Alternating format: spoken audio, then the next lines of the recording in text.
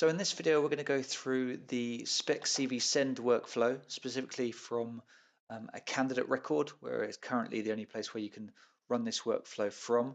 But this is to cover the scenario where you have a CV, a candidate that's come in, that you think may be of interest to a contact, but there isn't an established requirement relating to that. So you're effectively sending out this candidate with a view to attracting a contact in the hope that a role will come about from it. So from here, from the candidate record, before we actually go through the workflow itself, if I draw a note to the Spec CV Sent tab, this tab is set up essentially to show you all the instances where you have effectively sent this candidate to contacts with a view to then hopefully being able to shortlist that contact against their requirements.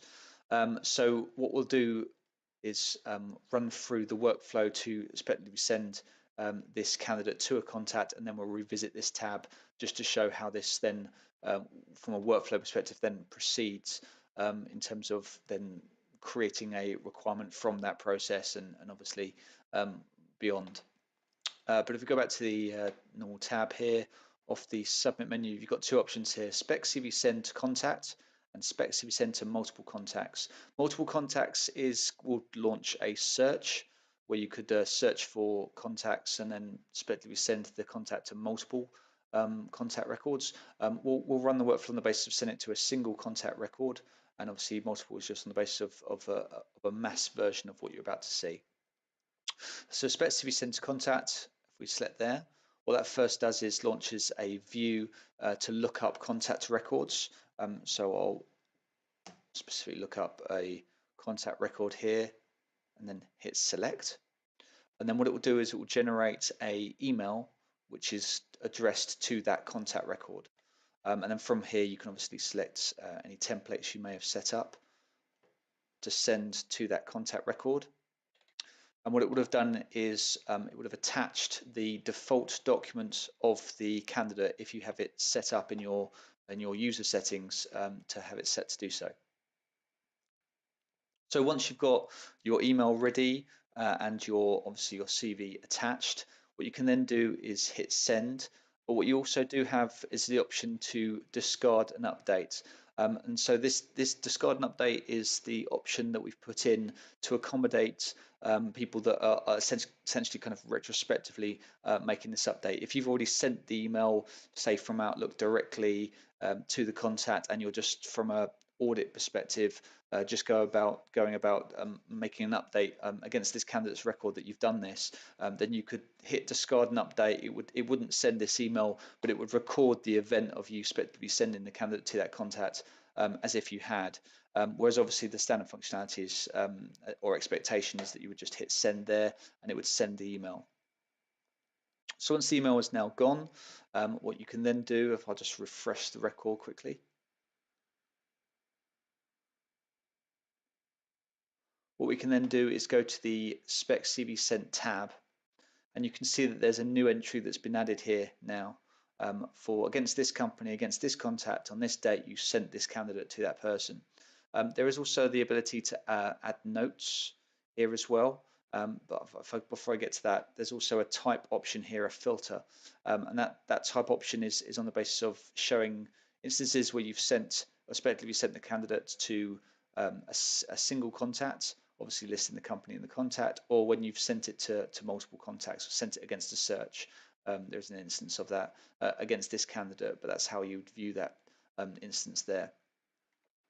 If you want to apply notes against this just for your own records or to track your reason for sending the candidate, you can do so. For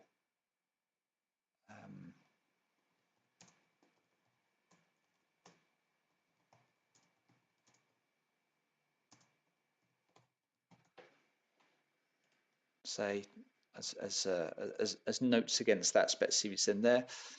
And what you can also do is you've got an option here to open up the contact record. So if you want to go to that contact record, you could just click that icon there, or you could right click and open up in a new tab, and obviously that will open up the contact record as well. But on the basis that you have received a response from the contact, and the contact is interested and would like to see that candidate, and they've advised a potential role that might be of interest, then what you can then do is you can create a requirement from within here. So if we press create requirement here, what it will then do is it will load a requirement, a create requirement form, and then within here we could add in the potential vacancy that may suit the requirement opportunity. If we do a start date of, say, SAP, we're putting hours of 37.5, and then benefits there, we'll say pension, company car, as example fields, and then we'll hit save there. So what it will then do is create that requirement. Also, as part of creating that requirement, as part of that process, it will shortlist the candidate against this requirement, against the candidates tab, and you'll see that they've been they're now at a status of sent. So it's a shortcut to creating the requirement, shortlisting the candidate, applying that the candidate is at a CV sent status. And that's essentially the crux of the workflow in terms of speculatively sending a contact, and then in turn creating a requirement from a response from that contact, and then from here you can obviously then take them through the workflow, go about arranging the interview, and so on from there. So that's the Spec CV send workflow.